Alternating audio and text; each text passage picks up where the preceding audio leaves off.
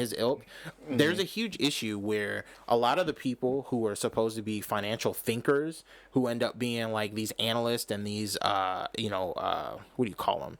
Economists, they are constantly encouraged and they're constantly rewarded for making calls that help people continue to justify taking more money for themselves. So a perfect example is they should have been cutting interest rates years ago.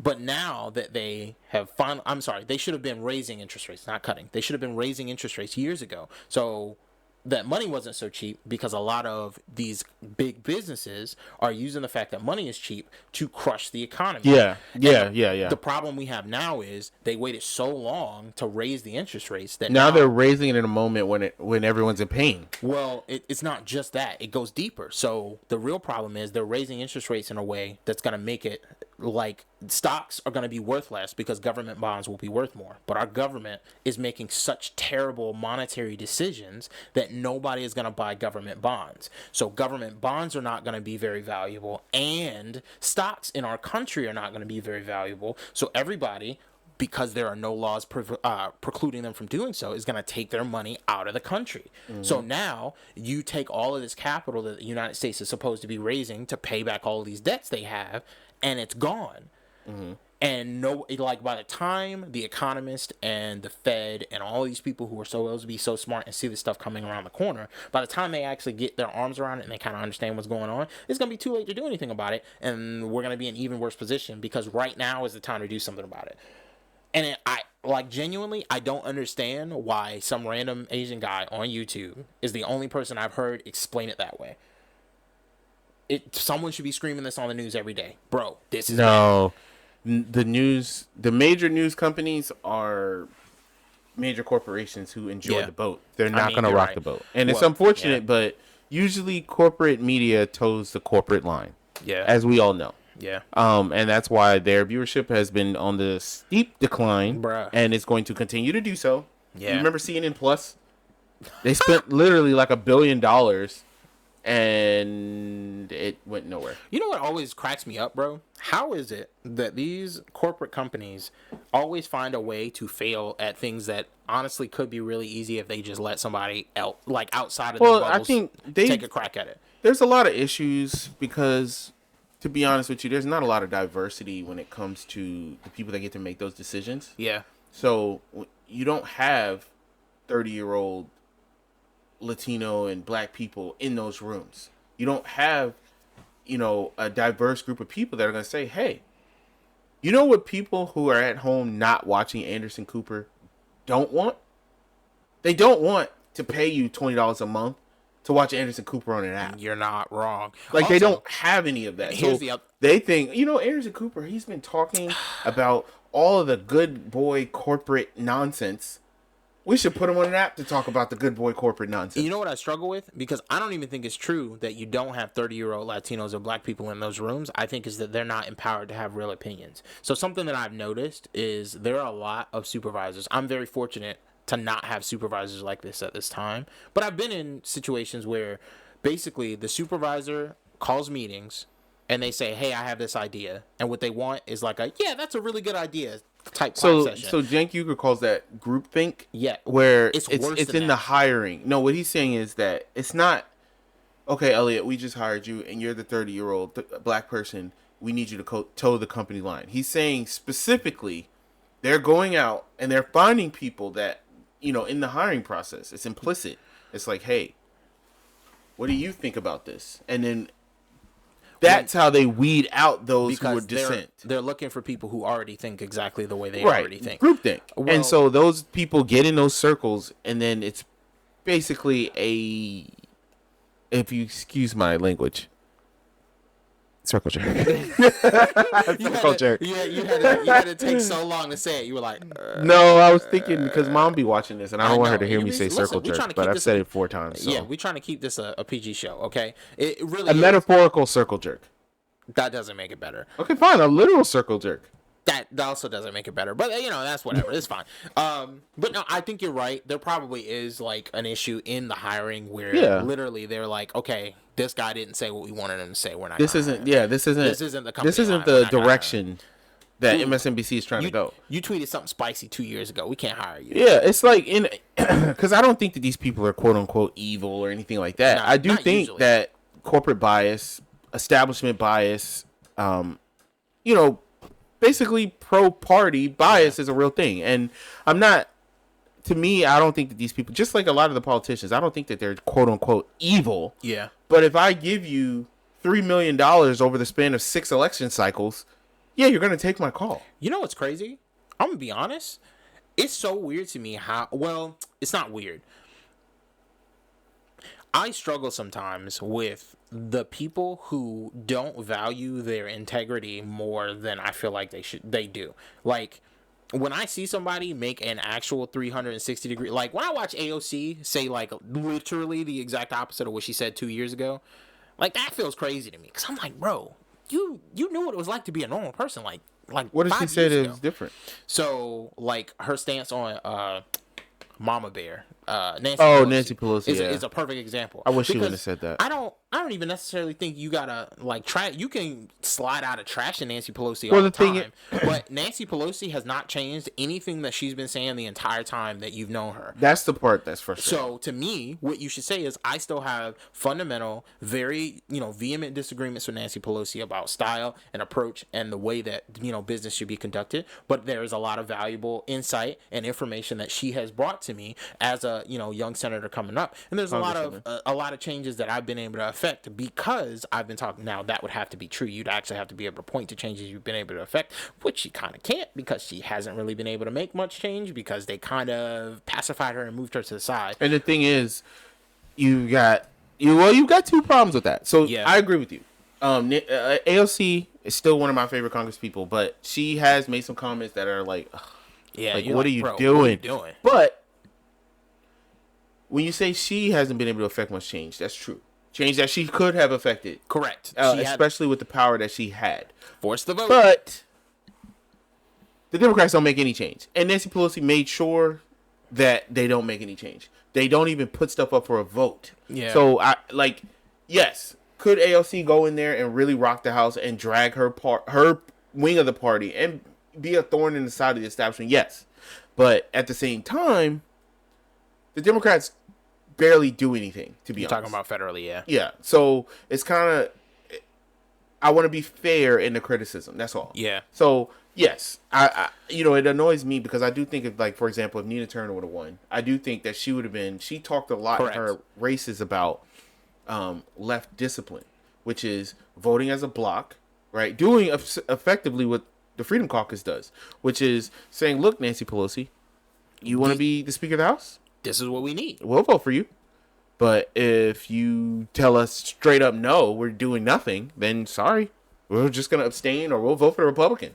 Yeah. Or we just won't vote. Yeah, we just won't show up. You know what I'm saying? And you will lose. Right. But the thing is that, like, no one in the Democratic Party exercises any power unless they're trying to stop some type of left-leaning policy that's going to help the average American. Like, it's crazy. Well, so they fight harder against Medicare for all than they do against Trump. It's nuts. I mean, yeah, it's crazy. I've seen more fight against, like, raising the minimum wage from the Democratic Party than I have against Jim Jordan trying to become Speaker of the House. It's crazy. I mean, you say it's crazy, but I think it's because they can always defend, like, keeping Jim Jordan out of Speaker of the House. They can never defend their no votes against, like, Medicare for all and all these other things. That's why they don't let them come to the floor. Right, because they would rather do nothing than look bad. Well, the funny thing is, okay, we talked previously about, how you had more of your finger on the pulse as far as Jill Stein back in 2016. And I did, didn't I? You did. You go. I just like hearing you say it. You're ridiculous. Because anyway, you just told me I was crazy. You were yelling at me and everything. I wasn't. I didn't tell you were crazy. Talk about she was gonna get 20% of the vote. I would have loved that though. I think I said 15, but whatever. You're right. I was wrong. That's the throw. I would have loved that. To okay. be fair. But well, listen. I knew she was gonna lose. We gonna tell you you're right earlier. Okay. Well, that's my fear with Biden though. Well, it's like because Okay, so well, I'm gonna here's let the you problem. finish what you're Here's saying. the problem. Okay, so Breaking Points is a news channel on YouTube, and they've been doing these like panels where they grab some like normie voters. The first one they I did was saw a those. I saw them Republican. all. The second one they did was Democratic voters. And bro, when I tell you, this made me so sad and disappointed, bruh. I was like, oh no. Why were you disappointed? Okay. The first issue that I genuinely have is that a lot of people are still just watching TV news. Like, they're like, oh, I get all my news from CNN. I'm not saying that that's the thing that I said specifically. I mean, it sounds a lot like that's exactly what you said, to be honest. Like, I'm pretty sure you might have said exactly verbatim. Well, no, specifically what I said was, I think TV news still has a bigger grip than you think. I do think that grip is loosening. But I still think we're about 2 presidential elections or so away from basically MSNBC and CNN blockading everyone except the corporate Democrat, and that working. I still think we're in that. I think you're right, but here's the interesting thing. And now I'm thinking about it. Maybe there's still hope because the majority of the people who are on this panel are Democratic announced voters. These are people who expressly support the Democratic Party. They're not independents. The majority of people are considered independent. So I'm hoping when they actually get their all independent panel, that would be cool. I would be interested to see all independent. That's what panel. I'm waiting for. I'm afraid of that though, because you think there's going to be some crazy Trumpers and some no. It's just that I think the average independent, the real independents, not the ones that are Republicans, right? That just are independent. That are just independent because no, the average independent.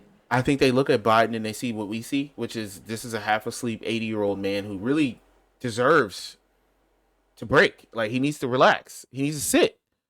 And then they look at Trump and they say, this guy's a liar who tried to ruin the democracy, but at least he speaks English. And I think that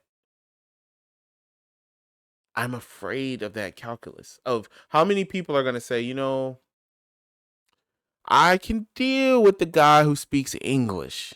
And I can't deal with the guy who can't speak English. Or how many of them are going to say, I can deal with the half asleep grandpa. At least he's not trying to end democracy. Like, what is that math going to math out to at the end? That's what I'm saying. Like, I am afraid not enough people are going to be so disgusted by Trump that they're like, I'll deal with the grandpa. And the thing, that's such a it's just, it feels so 2016 to me. I mean, 2 terrible choices.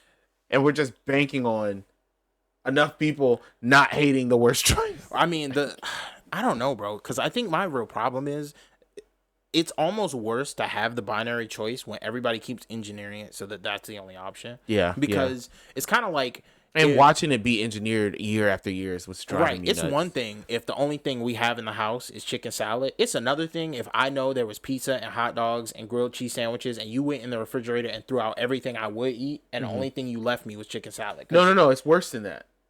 No. In this scenario of using that analogy, no, I took all of those things and put them in the freezer so you can't eat them. But we know that they're there. It's not that there's not Democratic governors. They're out there. We were looking at them. Well, there's Democratic governors, senators, House members, but politicians, and we're honest. We are watching the Democratic Party make sure we know. Not only are they here, they are now going to go endorse Biden. And so we're going to watch these viable candidates say, sorry, but you're going to eat that chicken salad. Here's the problem. Here's the problem I have with that formulation. If they're willing to do that, are they really leaders? Are they really the sort of leader that we actually need? Because I don't need somebody who's willing to fall in line regardless of the consequences to literally everything that's going on. No, I hear what you're saying, but Elliot, that's all of them. But it's not all of them, and that's kind of my problem. Like, it's not all of the Democratic politicians, or it's not all of the Democratic politicians. No, it's just all the ones who have the ability to get in front of national news and actually speak, and that continues to be the issue. But I hear you. I do think that that's fair, but it's just that I guess because I keep hearing people say, "Oh well," yeah. So what really made me sad? Okay, I'm listening to the Democratic one, and they are like, "Just tell me one word about these people," and they start naming off people. So they started with RFK Jr. and literally nobody knew who that was, which is kind of hilarious because that just means that the mainstream media, that's a failure of the media. We're just not gonna. No, it's not a failure. What? It would be a failure if they weren't doing it literally on purpose. They literally are not Oh talking yeah, about this this takes me man back to that so that conversation nobody about, knows about him. that takes me back to our conversation about the thought rappers. That's what I'm saying. What are you trying to do? Right. You can't call them trash if they're doing the thing that they're set out to do. If they're successful at doing exactly what they plan to do, they're not failures. None of them knew RFK. One person knew who he was. I didn't see the Democratic one now that I think I saw the Republican one though. Watch the Democratic one. It'll make you depressed. But none of them really knew who he was. They were like, I mean, one person was like, I know the name. I mean, I can think of the Kennedy family, and they're a strong Democratic family. And that's really all I know about him. Everybody else was like, well, I don't know who he is, but he looks untrustworthy. Did they know about Marianne? No, most of them didn't. I think one person was like, yeah, I think she wrote books or something, but they literally didn't know anything else about her platform. Oh, but yeah, it was bad. I mean, they've been blacklisted. It got worse, because then they said Gavin Newsom, and they were all like, yeah, Californians love him. Oh. And for you to say that, these are all people in Atlanta, mind you, okay? One, no, the majority of Californians did not love Gavin Newsom for a myriad of reasons. And give me 1 second. So Gavin Newsom, if anyone doesn't know, he's the governor of California right now, okay? So it is widely believed that he's basically going to run for president next and win. He's a Democrat, and he's very popular among the elites. He raises a ton of money. He's got that professional politician-y thing vibe going. He's done a lot of terrible things in California. He's done a lot of really good things though. Like really good things, like leading the way good things. So I want to be fair. So for example, Gavin Newsom, you guys all remember the wildfires that happened in California, right? So there's a company called PG&E in California, which is their electric company. It's like Dominion Power here. Mm-hmm. So PG&E has not upgraded their pipes for decades. And they were warned, hey, you need to upgrade your pipes. But why would you do that? It's not like your profits are worth that. So they didn't.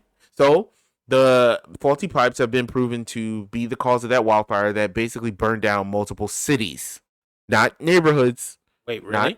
Yes. So what did Gavin Newsom do? Gavin Newsom bailed out that company who filed for bankruptcy as soon as this happened. He bailed that company out and used state taxpayer funds to help them pay the fines and to pay the company back. And no one went to jail. No one got fired. Like, the company is back in action. They were bailed out. They got tax cuts, everything. So here's the problem that I have, right? I hate government bailouts with no strings attached. I know, me too. It drives me nuts. Of the things that have been done, I think this actually is more criminal than people give it credit for. Like, you took public funds and you gave them to people. Because I keep saying companies are not like, everybody use, what do they call it? Passive language. This is going to be a thing that I start like driving home. We talked about this in the early, last season. Yes, we did. People like to use passive language when they're talking about companies as if the company is a real thing. It's not. It's a company is the face of a group of people who get to make decisions. Those people are the COO, the CFO, the CEO, and whatever their board of directors are. Those are generally going to be CIO. Chief Information Officer.